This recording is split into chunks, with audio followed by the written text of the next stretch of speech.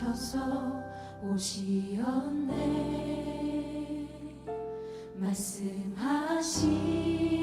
대로 본이 되신 예수 얼마. 발 뒤꿈치에 있는 힘줄을 아킬레스건이라고 말하는데, 아킬레스건이라는 말을 치명적인 약점이 있다는 뜻으로도 사용하기도 합니다. 삼손에게는 아킬레스건이 있었습니다. 그에게는 신체적인 약점이 아니라 영적인 약점이 있었습니다. 그는 아킬레스건을 잘 다스리지 못하여 결국 치명타를 입고 실패를 합니다. 이것이 안타까운 일은 그의 삶은 경건한 부모를 두고 있었습니다. 그의 잉태에는 하나님의 직접 개입이 있었습니다. 나시린의 서약을 받았기에 평생 하나님께 헌신하는 하나님의 사람이었습니다. 성령님의 임재가 흔하지 않았던 구약시대에 성령의 충만함을 입은 은혜를 덧입었던 자였습니다. 뿐만 아니라 놀라운 힘을 가지고 있었습니다. 사자를 염소 새끼 찢듯 찢어버릴 정도로 힘이 셌습니다. 나귀 턱뼈 하나로 1000명의 블레셋 군인을 죽였습니다. 맨손으로 300마리 여우를 잡아서 여우 꼬리에 횃불을 쥐어줄 만큼 힘이 대단했습니다. 그에게 임한 하나님의 능력과 자원으로 이야기하자면 부족한 것이 하나도 없는 사람이었는데, 그의 인생의 마지막이 이렇게 실패로 끝나는 것을 보니 얼마나 가슴 아픈 일이겠습니까? 삼손의 마지막 실패의 모습을 21절에서는 다시 이렇게 기록합니다. 마침내 블레셋 사람들은 삼손을 사로잡았습니다. 그들은 삼손이 두 눈을 뽑은 뒤 가사로 데려간 다음에 삼손을 불이 사슬로 묶고 감옥에 놓고 곡식을 갈도록 만들었다. 얼마나 비참한 모습입니까? 참으로 안타깝고 참으로 가슴이 아픈 일입니다. 삼손의 당당했던 첫 출발, 이적으로 말미암아 놀라운 하나님의 일들을 감당하고자 했던 그 기대했던 삶을 무너뜨리는, 그래서 얼마 오래가지 않아 그의 삶이 절망의 나락으로 떨어지고 말았습니다. 삼손은 왜 이렇게 비참한 인생으로 마감을 하고 있을까요? 함께 읽은 본문에는 들릴라라는 여인 때문이라고 말하는 것처럼 보입니다. 그러나 들릴라는 마지막 결과일 뿐, 그의 삶의 인생의 실패를 당하기 이전에 어떤 것이 있었음을 본문은 오늘 지적해주고 있습니다. 오늘 우리는 삼손의 인생의 마지막을 보면서 우리 자신에게 이런 질문을 해볼 수 있기를 바랍니다. 나에게 치명적인 약점은 무엇인가? 나도 삼손처럼 쓰임받을 수 있는 하나님의 사람인데 그 아킬레스건을 바로 다스리지 못해서 지금 하나님 앞에서 실패하고 있는 것은 아닌가? 이런 질문입니다. 왜냐하면 사람은 누구나 다, 저도 포함해서 아킬레스건이 있습니다. 그리고 사탄은 우리 한 사람 한 사람의 약점을 너무나 잘 알고 그것을 공격하고 있기 때문에 그렇습니다. 그렇다면 힘의 상징으로 느껴지는 삼손이 넘어질 수밖에 없었던 치명적인 약점, 그 아킬레스건은 과연 무엇일까요? 삼손이 그의 인생의 마지막에 실패한 원인, 아니 우리도 실패하는 원인은 과연 어디에 있을까요? 먼저 안목을 통한 정욕을 다스리지 못하면 실패합니다. 안목에, 보는 것에서 오는 그 정욕을 마음속으로 다스리지 못하면 실패할 수밖에 없습니다. 앞에 있었던 어느 사사들에게도 보지 못했던 여러가지 이적의 사건을 일으키며 출생한 삼손, 이제 그가 어떻게 하나님의 역사를 펼쳐나갈 것인지 기대와 흥분이 되는 그런 순간에 읽지 않았지만 14장을 열면서 우리는 그런 기대와는 전혀 다른 장면을 보게 됩니다. 삼손은 블레셋 지역인 딥나로 내려갑니다. 14장 전체에서 삼손이 내려갔다는 단어를 5번이나 기록한 것으로 봐서 삼손의 영적인 침체 상태가 계속 오고 있다는 것을 암시하며 보여주고 있다는 사실입니다. 어느 날 이 딥나에서 삼손이 블레셋 사람의 여인을 보고는 그 여자와 결혼시켜달라고 부모님께 와서 떼를 씁니다. 이들 부모는 하나님 앞에 바쳐진 나실이기 때문에 삼손이 그런 약속을 했다 할지라도 절대 안 된다고 호령을 하며 거절하게 됩니다. 삼손은 이 말을 듣고도 막무가내로 졸라댑니다. 그 여자를 데려다 주세요. 내가 그 여자를 좋아하니 내가 그 여인과 결혼하겠습니다. 14장의 쉬운 성경은 이렇게 번역되어 있습니다. 그런데 내가 그 여자를 좋아하니 여자와 결혼할 테니 데려다 달라. 원래 뜻은 그런 말이 아니라 어머니 내가 좋다는데 왜 말이 많으십니까? 이런 말투입니다. 오히려 내가 내 여자를 좋아하는데 왜 결혼하지 말라 하십니까? 빨리 데려다 주세요. 우리는 여기서 삼손의 치명적인 약점을 보는데 그는 여자에게 약했습니다. 잔뜩 기대하고 있는 삼손의 그 어떤 사건, 그가 성경에 처음으로 등장하면서 뱉은 첫마디가 내가 여자를 보았다 이 말이었습니다. 그래서 14장에서 16장에 걸친 삼손의 생애 20년을 살펴보면 기록된 내용들이 한심하게도 모두가 온통 여자들과 관계된 이야기뿐입니다. 오늘 본문도 여자에 얽힌 스토리입니다. 한마디로 삼손은 여자라면 정신을 못 차렸으며 안목의 정력을 잘 다스리지 못하는 것이 그의 결정적인 약점이었습니다.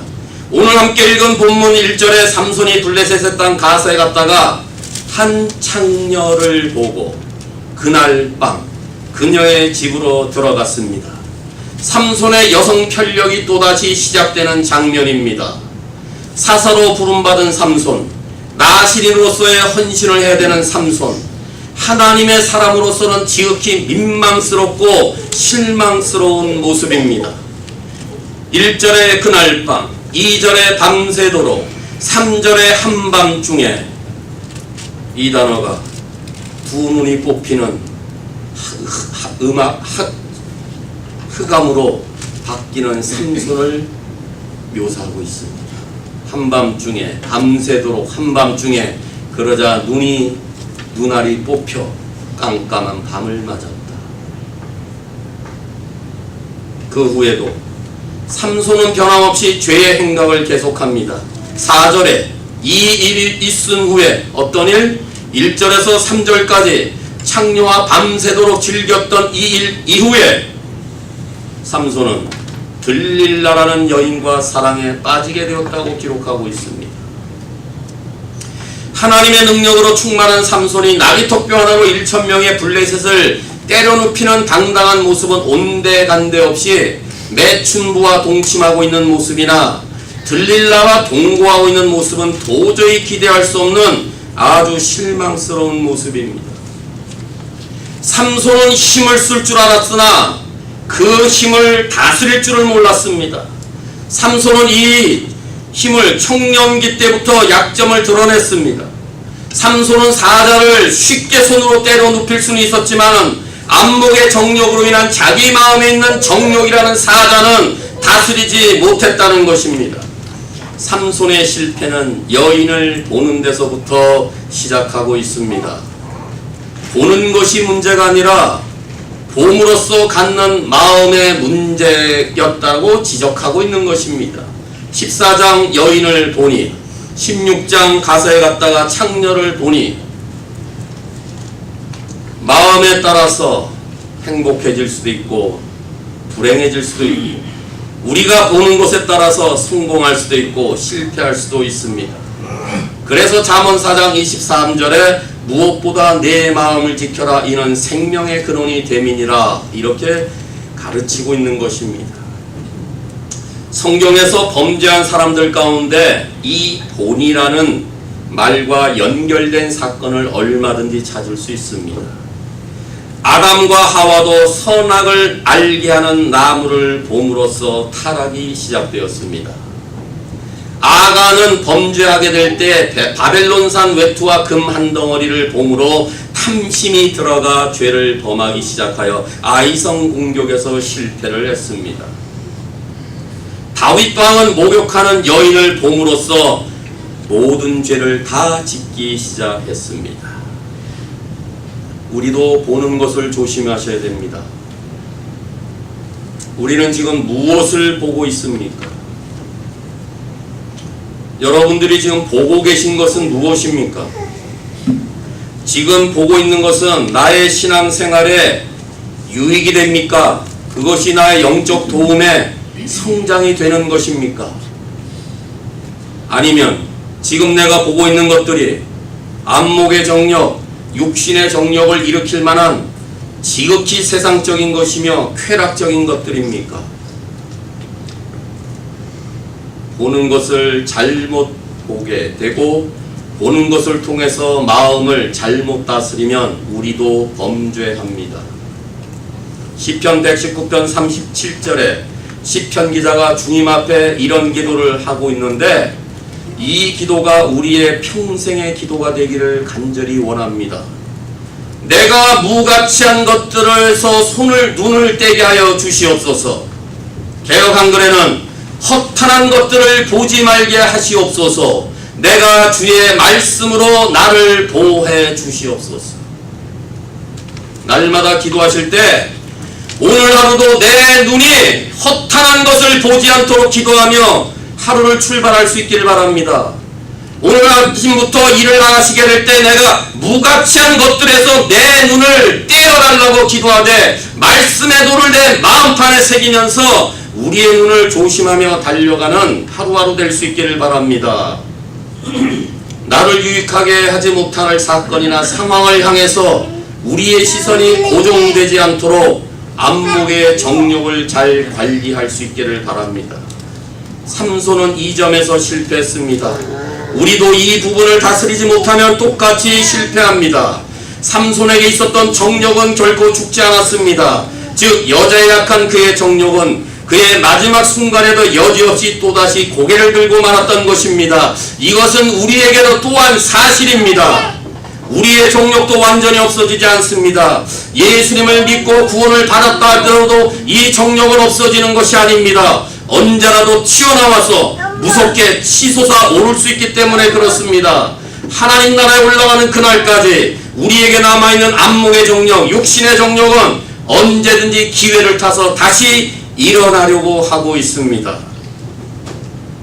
솔로몬 왕도 자기 눈이 원하는 것은 무엇이든지 다 보았고 다 소유하고 다 모든 것을 해본 다음에 보니 그것들은 헛되니 바람을 잡는 것 같고 무익한 것이었다. 전도서가 그렇게 고백합니다. 그가 왕으로서 보는 모든 것들을 다 해봤다 그 말이에요. 그의 결론이 뭐예요? 보는 모든 것을 해봤지만 그 보는 것이 나로 하여금 죄만 짓게 했다. 하나님을 떠나게 했다. 그러니 내가 봤던 모든 것이 악하다, 무익하다, 해 아래 새 것이 없다. 그래서 헛되니 모든 것이 다 헛되다. 하나님을 떠난 모든 것이 다 헛되다는 것이지 모든 삶이 염세주의자처럼 헛된 삶을 말하는 것이 아니라 하나님을 떠나 봤던 그 모든 것들이 내 삶에 신앙에 유익되지 않았던 모든 것들이 무가치한 것임을 그가 고백했습니다. 그렇다면 우리는 항상 영적인 상승 곡선을 타야 합니다.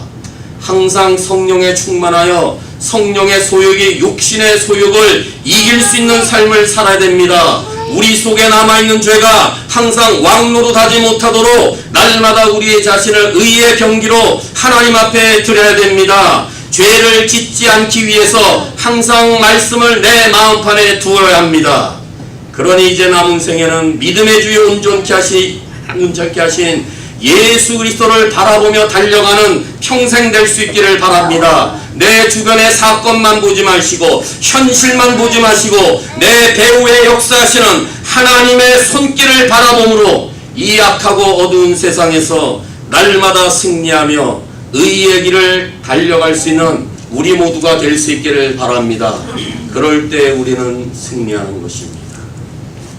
삼손은 왜 실패했습니까? 우리도 어떻게 하면 또 실패하게 됩니까? 죄의 유혹과 시험을 경계하지 않으면 실패합니다. 해서는 안 될 사랑 때문에 삼손은 들릴라에게 이용당하고 결국 암흑으로 빠져들게 됩니다. 5절에 보면은 블레셋 방백들이 들릴라를 꿰어서 삼손의 힘의 비결이 어디에 있는지 알아보라고 엄청난 액수의 상금을 주겠다고 제안합니다. 블레셋 왕들이 각각 와서 은 1100세겔, 블레셋 왕들이 각각이란 말이니까 당시에 블레셋은 5지역이 서로 다른 왕으로 다스렸습니다. 그렇다면 이 말의 암시는 5명의 블레셋 왕들이 와서 각각 1100세겔씩을 줬다니까 5500세겔의 은을 들릴라에게 주었다, 이렇게 해석하는 것입니다. 당시의 노예의 몸값이 은 20 내지 30세겔이었습니다. 다음 주에 보게 될 17장에 미가의 집에 고용된 제사장의 연봉이 은 10세겔이었습니다. 이걸 감안하면은 삼손의 몸값이 천문학적 숫자에 이른다는 것을 압니다. 그래서 6절 이하의 이 돈의 욕심 때문에 들릴라는 삼손의 그 힘의 비밀을 알아내려고 날마다 삼손을 꿰어 계속 묻습니다. 삼손은 끝까지 이 비밀을 지키려고 애썼습니다. 그러나 그것이 얼마나 오래 가겠습니까? 죄와 더불어 사는 경건이 얼마나 오래 지속되겠습니까? 한쪽에서는 하나님, 한쪽에서는 쾌락을 함께 겸하는 그 삶이 그의 비밀을 지켜내는 일에 얼마나 오래 가겠습니까? 그 결과는 불 보듯이 뻔한 사실 아니겠어요? 이제 들릴라는 여자 특유의 무기를 사용하여 삼손의 품에 안기며 교태를 부리며 눈물을 흘리며 3번에 걸친 이 내용이 실패로 돌아가자 4번째 애원을 합니다. 16절. 들릴라는 매일 그 비밀을 가르쳐 달라고 삼손을 졸라댔습니다. 성경을 읽을 때는 졸라댔다. 여러분 아내들이요, 남편에게 졸을 때 어떻게 합니까? 그 상상력을 동원하시면 지금 이 비밀을 알아내기 위해 들릴라는 온갖 교태를 부리며 아마 눈물로 하소연하면서 계속 졸라댔습니다. 그러자 삼손은 귀찮아서 죽을 지경이었습니다. 졸라본 부인들은 아실 것이고 졸라대는 것을 당한 남편들도 이 맛이 무슨 맛인지 알 것이에요. 죽을 지경이요. 삼손은 견디다 못해 들릴라의 눈물에 교태에 마침내 하나님과의 비밀을 이방 여인에게 모든 것을 다 털어놓았습니다. 자신의 힘의 비밀은 머리털에 있다고 말입니다. 그러자 들릴라는 삼손이 잠든 사이에 머리털을 밀어봅니다. 그러자 삼손에게서 힘이 떠납니다. 결국 삼손은 블레셋 사람들에게 잡히게 되고 비참한 최후를 맞습니다. 삼손의 실패는 갑자기 한번 저지른 실수로 인한 것이 아니었습니다. 그는 여러 번에 걸친 질문과 답을 통한 충분한 교훈을 그야말로 충분히 배울 기회가 있었습니다. 그러니까 삼손은 들릴라가 계속해서 그의 힘의 비밀을 캐물을 때 눈치를 채고 단호히 끊던가 그 현장에서 도망쳤어야 했다, 그 말입니다. 그런데 그와는 정반대로 여자와 함께 매일 밤을 항상 시소게임을 하며 위험한 장난을 벌이고 있었다, 그 말이에요. 그렇다면 삼손은 죄와 유혹의 집에서 계속 살고 있었다는 것이 됩니다. 그러니 그 죄악의 자리에 계속 있으면서 어찌 유혹에 넘어가지 않을 수가 있겠습니까? 들릴라의 유혹은 단 한 번으로 끝나지 않았습니다. 그녀는 끝까지 자기의 뜻을 이룰 때까지 삼손의 잡은 손을 놓치지 않았던 것입니다. 이처럼 죄는 끈질깁니다. 유혹은 한번 찾아왔다가 실패했다고 해서 포기하고 돌아가지 않습니다.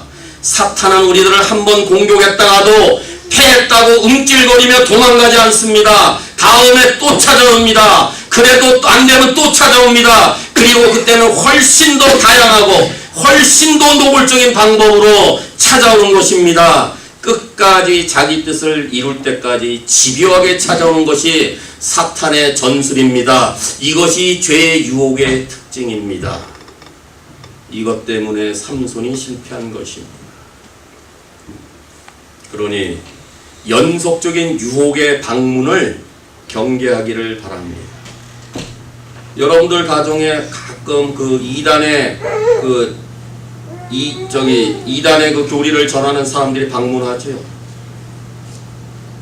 그때는 잘 경계하시더라고요. 문도 안 열어주고, 나 예수 믿어요, 교회에 다녀요, 문을 닫으면서. 연속적인 유혹이 내 마음의 문을 열라고 두드리게 될 때 경계하십시오. 계속하여 찾아오는 시험을 조심하지 않다가는 결국은 실패합니다. 하나님의 자녀들이 죄의 유혹과 위험한 장난을 하게 되면 반드시 당합니다. 죄의 유혹의 현장에 있으면서 하나님이 나를 지켜주시겠지, 기도하면 되겠지, 천만의 말씀. 죄를 끊든지 피하든지 둘 중에 하나밖에 없습니다. 요셉이 그러지 않았습니까?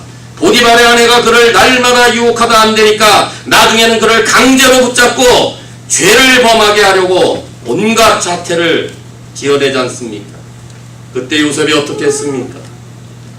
내가 어찌 하나님 앞에 죄를 지을 수 있습니까? 하며 도망쳤습니다. 그 결과 감옥에 들어갔지만, 죄는 짓지 않았지만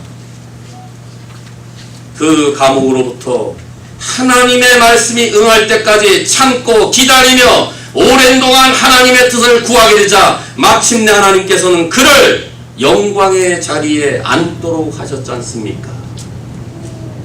삼손처럼 비참한 실패를 맛보지 않기 위해서는 죄의 유혹의 손과 함께 악수하지 않기를 바랍니다. 죄의 기회를 만지작거리며 죄와 게임하지 않기를 바랍니다. 이것이 위험한 장난이다 싶다면은 요셉과도 같이 옷을 다 벗어던진 채 자리를 박차고 뛰어나갈 수 있기를 바랍니다. 죄의 유혹과 그 시험이 무엇이든지 간에 나의 신앙생활의 성장과 성숙에 방해되는 것이라면은 반드시 멀리하고 단호하게 끊어버리기를 바랍니다. 그 죄가 내 목을 조르기 전에 지금 빨리 잘라버릴 수 있기를 바랍니다. 죄와 맞서 피 흘리기까지 좀 싸울 수 있기를 바랍니다. 물론 하루아침에 끊지 못할 수도 있을 거예요. 혼자 힘으로는 될 수 없을 거예요. 그렇기에 성령님의 도우심을 요청하는 것입니다. 그러하기에 나는 할 수 없기 때문에 하나님 나를 도와달라고 날마다 기도해야 되는 것입니다. 이런 실패에 계속 빠져 있다면 나의 죄를 솔직하게 고백하고 하나님께 도와달라고 하나님과 무엇보다 친밀한 교제를 가져야 됩니다. 죄를 짓지 않는 것도 중요한 것이지만 더욱 중요한 것은 날마다 하나님과 친밀한 교제를 가짐으로써 죄의 유혹을 이길 수 있도록 도움을 구하는 것이 더 중요하다는 것입니다. 어둠을 물리치는 방법은 빛 가운데로 나가는 것 아니겠습니까? 내가 어둠을 막 물리친다고 어둠이 없어지는 것은 아니잖아요. 어둠을 쫓아내려고 노력하는 것이 아니라 그냥 빛 가운데로 나오면 되는 거예요. 빛 대신 예수님께 나오시면 되는 거예요. 그러니 하나님과 날마다 친밀한 교제를 이루가기 위하여 기도하는 훈련을 쌓기를 바랍니다. 저의 최근의 기도의 제목 중에 이런 것이 있어요. 지금 1, 2년 가만 보니까 기도하시는 분들이 저보다 다 나이가 연배이시고 이런 신실한 지체들이 기도하다가는 10년, 20년 내면 이 교회 문을 닫을 것 같더라고요. 우리는 왜 어르신들만 새벽 기도를 드려야 됩니까? 젊으신 분들은 그냥 주저앉을 작정이십니까? 앞날을 한번 생각해 보셨습니까? 이 교회가 말씀과 기도로 세워진다고 표를 가지고 여기까지 오셨는데 앞으로 지금 우리가 새벽마다 드리는 이 기도의 세대가 10년, 20년 지난다면 이 교회는 누가 기도의 힘을 받을 수가 있을 것이고, 누가 기도하는 교회로 세울 것이며, 누가 하나님의 말씀과 기도로 이 신실한 교회를 세울 수가 있겠습니까? 이것이 저의 기도의 제목이 되어버렸어요. 지난 몇 년간 기도하지 않으시면서 어떻게 죄의 유혹에서 이기려고 하루아침을 깨면서 세상 일터로 나갈 수가 있겠습니까?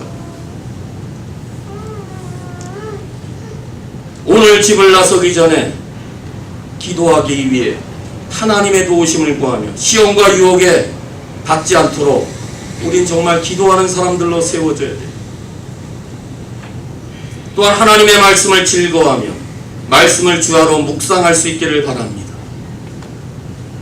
죄의 유혹에 안 빠지기 위해서는 그리스도의 몸인 교회에 신실한 지체가 되어 하나님의 일에 모두가 동참하시기를 바랍니다.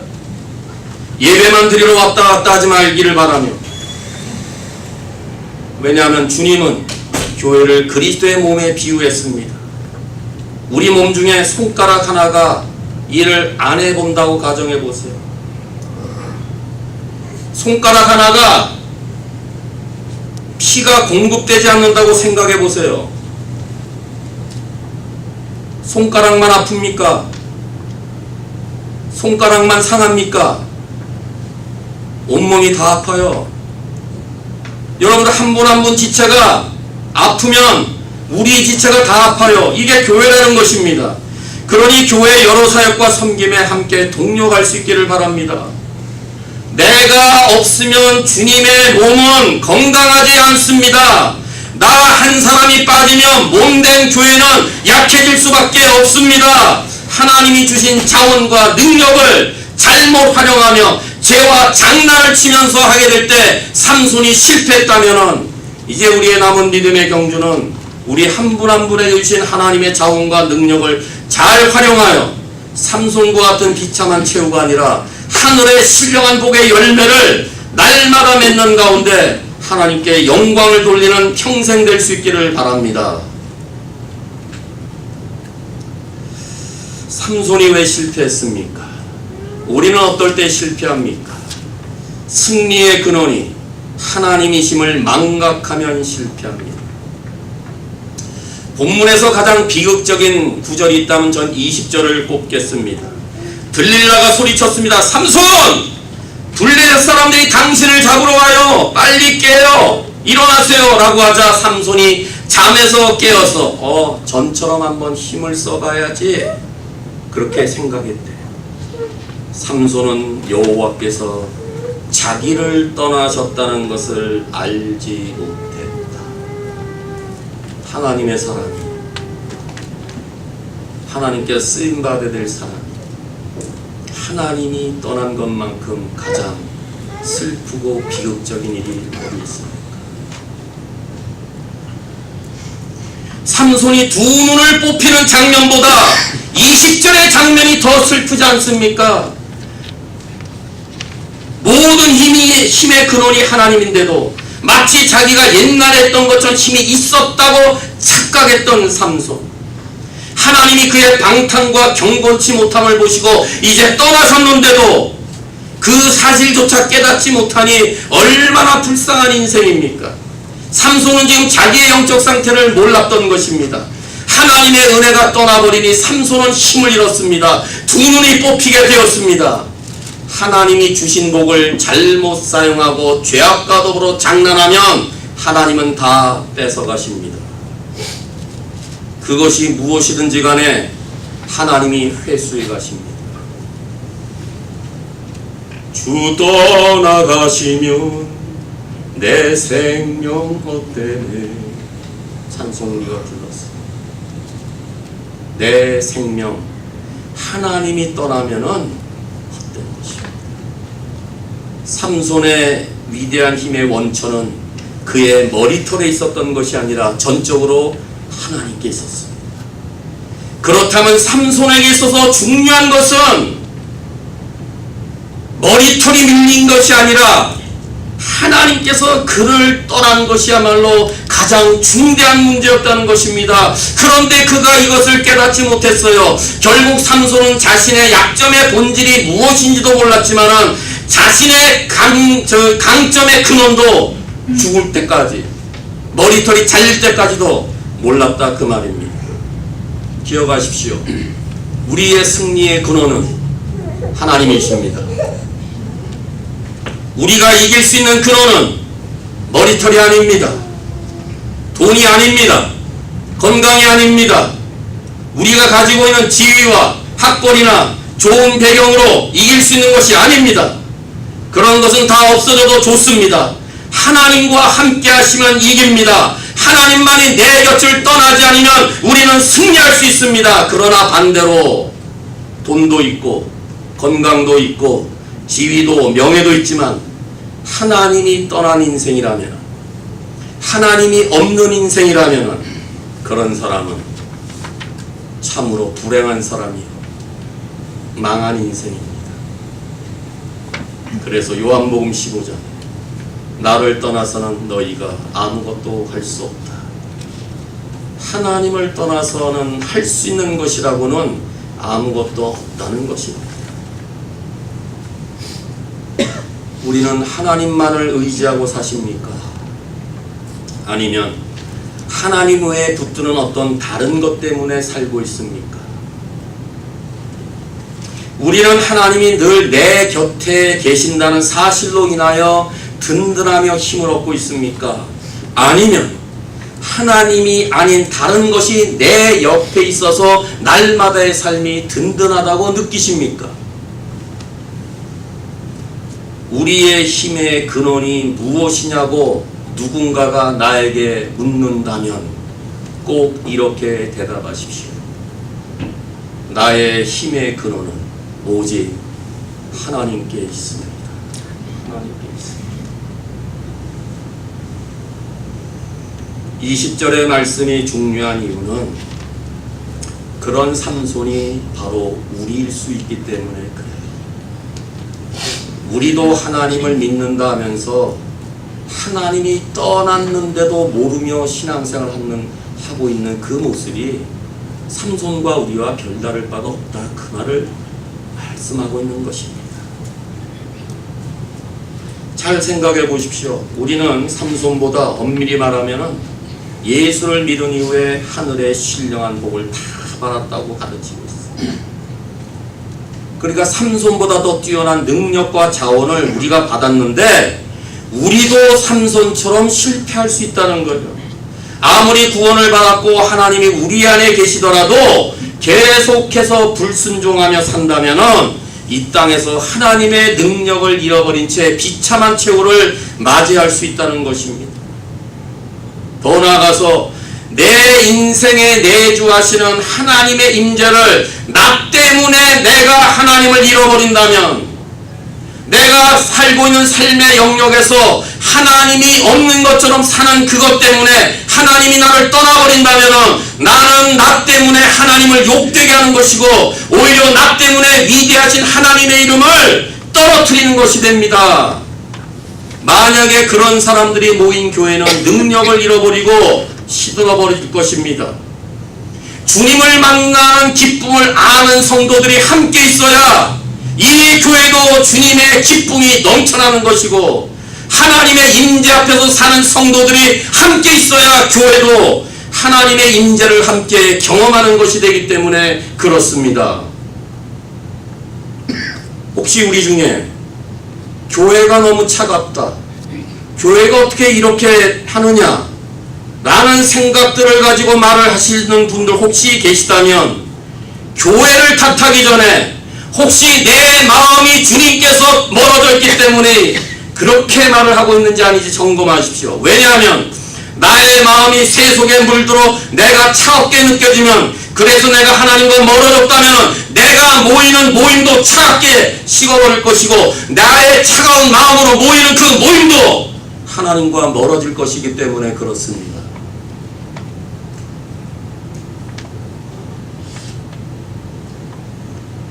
이제 21절에 보시면 삼손은 블레셋 사람들에게 잡혀서 두 눈을 뽑히고 옥중에서 맷돌을 돌리게 됩니다. 구원자 사사가 광대가 되었습니다. 블레셋을 두려움에 떨게 했던 전사가 블레셋의 조롱거리가 되었습니다. 이 얼마나 비참하고 가슴 아픈 일입니까? 세상 사람들이 죄를 짓고 실패할 때는 그럴 수도 있겠다고 우리는 생각합니다. 하나님이 안 계시니까, 예수를 안 믿으니까. 그런데 영광의 하나님을 섬기는 하나님의 백성이 죄를 짓고 이처럼 실패로 전락할 때는 이것만큼 치욕스러운 모습이 없습니다. 엄밀히 말하면 내가 치욕스러운 것이 아니라 치욕스러운 나 때문에 하나님의 영광의 이름이 더럽혀집니다. 삼손 때문에 다곤 신상 앞에서 창조주 하나님의 이름이 더럽혀졌습니다. 신실한 하나님의 백성들이 오늘 이 땅에 살면서 하나님의 영광을 더럽힐 만한 일들이 충분히 있을 수 있다는 것입니다. 나 때문에 위대하신 하나님의 이름을 이 땅에 떨어뜨리지 않기를 바랍니다. 한 시대의 영웅이었던 그가 이제는 두 눈을 뽑힌 채 놋줄에 매여 고통스러운 모습을 연상해 보게 될 때 이스라엘의 소망이 송두리째 뽑힌 것 같은 아픔을 21절에 주는 것 같습니다. 또 한편 안목의 정욕에 사로잡혔던 삼손의 두 눈이 뽑힘으로 말미암아 안목의 정욕을 뿌리 뽑으라는 상징적 교훈으로도 들려옵니다. 우리 중에 갑자기 실패하거나 급작스레 망하는 사람은 아무도 없습니다. 그 길은 사람들이 의식하지 못하는 새 밑바닥까지 그저 서서히 천천히 완만하게 내려가고 있을 뿐입니다. 바로 이것이 현대 교인들의 위기입니다. 현대 교인들의 최대 위기는 영적인 위기감을 알지 못하는 데 있습니다. 하나님이 나를 서서히 떠나가고 있는 것마저 느끼지 못한 채 교회 생활하고 있습니다. 영적인 둔감함이 우리의 삶을 파괴하는 주범이라는 사실을 알지 못한 채 신앙생활을 하고 있는 것이 우리의 위기입니다. 오늘날 그리스도인들은 자신의 메마른 영혼에 대해 안타까워하지 않습니다. 메마른 영혼에 성령의 단비를 갈급하게 구하지도 않습니다. 적당하게 편안하게 안주하는 데 익숙해져 있습니다. 하나님과 무관한 채 살면서 내가 그래도 다른 사람보다 신앙의 경주를 잘 달려가고 있다고 착각하고 있습니다. 영혼을 소생시키는 말씀을 들으면서도 형식만을 유지한다면 그 영혼은 죽어있는 영혼입니다. 계시록 3장 1절에 사대교회 주시는 하나님의 말씀의 경고를 다시 이 시간에 귀담아 듣기를 바랍니다. 사람들은 내가 살아있다고 하나 사실은 죽은 자와 다름없다. 신실한 교회 한 분 한 분들을 만약에 우리 하나님이 오늘 이 시간에 보시면서 하나님의 감찰하시는 눈으로 불꽃 같은 눈으로 우리 심령을 꿰뚫게 될 때 너는 살아있는데 죽었다, 너는 살아있는데 죽었다, 이런 음성을 듣는다면 얼마나 우리의 마음이 지금 안타깝고 쓰라리며 이것이 내가 신앙생활 해왔던 것인가, 이런 허무감마저 들지 않겠습니까? 사대교회도 이런 음성을 들었다면 현대교회도 이런 음성을 들어야 되니 마땅하지 않겠습니까? 사대교회는 불신자가 아니었습니다. 사대교회는 아시아에 그래도 7개 유명한 교회 중에 하나였습니다. 그런 교회도 그랬다면 우리라고 이런 지적 안 받을 것 같습니까? 살아있는데 죽었다.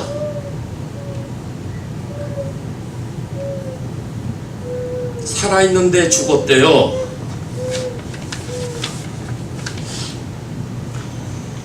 우리의 죽어있는 영혼에 대한 목마름이 있어야 됩니다. 영적 잠에서 빨리 깨셔야 됩니다. 낮이 가까이 왔습니다. 밤의 일을 멈춰야 됩니다. 육신의 정욕의 도모를 위해서 빨리 이것들을 벗어버리고 그리스도의 옷으로 빨리 갈아입으셔야 됩니다. 때가 얼마 남지 않았습니다. 이제 껍데기뿐인 신앙생활을 청산하고 하나님과 동행하는 참된 성도가 되는 일에 힘을 다하시길 바랍니다. 다른 것은 없어도 하나님 한 분으로 정말 만족하며 다른 데서 소망 찾지 마시고 하나님 한 분 안에서만 소망을 찾는 그런 신실한 교회 한 분 한 분 될 수 있기를 바랍니다. 왜냐하면 하나님만이 능력과 위로와 승리의 근원이시기 때문에 그렇습니다. 사랑하는 성도 여러분, 사탄은 지금도 삼손에게 하는 것처럼 아주 달콤한 목소리로 내가 가장 좋아하는 모습으로 나의 약점의 통로인 아킬레스 건을 통해 지금도 찾아옵니다. 지난날에 실패가 있습니까? 지금도 죄의 유혹을 받고 있습니까? 지금도 그 죄의 유혹과 장난치며 싸우고 있습니까? 삼손의 실패를 거울로 삼아 오늘부터라도 신앙의 경주를 새롭게 출발할 수 있기를 바랍니다. 삼손처럼 계속 죄악에 머물러 있으면 안 됩니다. 반복되는 죄에서 벗어나야 합니다. 안목의 정욕으로 인한 육신의 정욕은 언제든지 기회를 타서 다시 일어나게 됩니다. 그러니 항상 말씀에 충만하여 하나님과 친밀한 교제를 나누며 성령의 소욕으로 육체의 소욕을 이겨야 합니다. 또한 하나님이 주신 시간, 하나님이 주신 건강, 하나님이 주신 물질, 하나님이 주신 재능, 하나님이 주신 생명, 이 모든 것들은 다 하나님이 원하시는 대로 바르게 사용하시기를 바랍니다. 왜냐하면 모든 것이 다 하나님께로부터 왔기 때문에 그렇습니다. 그래서 남은 세월 하나님의 은혜가 떠나서 세상 사람들의 조롱거리로 살지 마시고 하나님께서 주신 은혜를 지키며 하나님께서 주신 하늘의 신령한 복을 온전히 활용하면서